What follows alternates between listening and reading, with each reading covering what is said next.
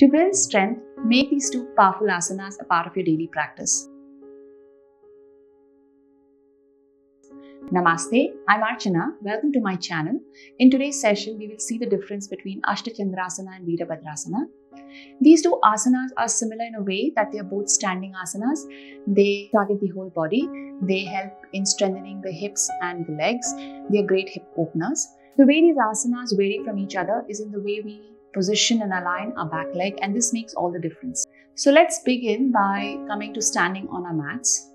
So when you're standing, you're going to be standing with your feet hip width apart.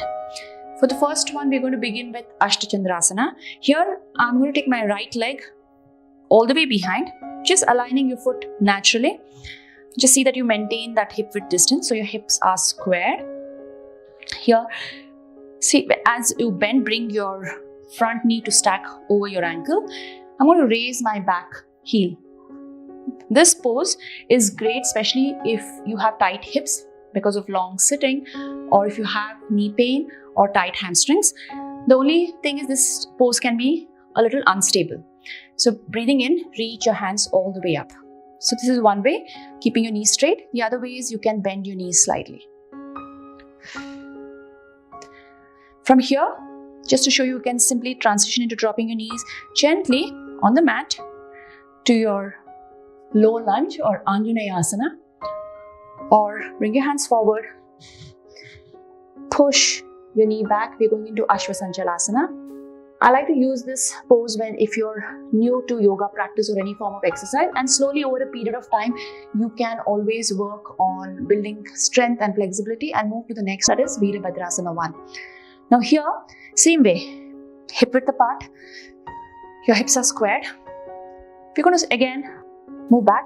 The only difference here is, if you see, my toes are at a 45-degree angle to the long end of the mat. My left leg, my left knee actually, I'm stacking it over my ankle. Press. If you notice, one thing that can happen here is your outer edge of your foot may start lifting. This is generally because how we would generally place weight on our feet while we walk or stand. So here, consciously try and see that if you can distribute weight evenly on all the four corners of the foot. Again, breathing in, your hands can go up in line with your arms. Reach up, Virabhadrasana. Here, how you transition to any other poses, your reverse Virabhadrasana. Drop, reach, and arch back. You can do this. This is more stable pose because your feet is flat.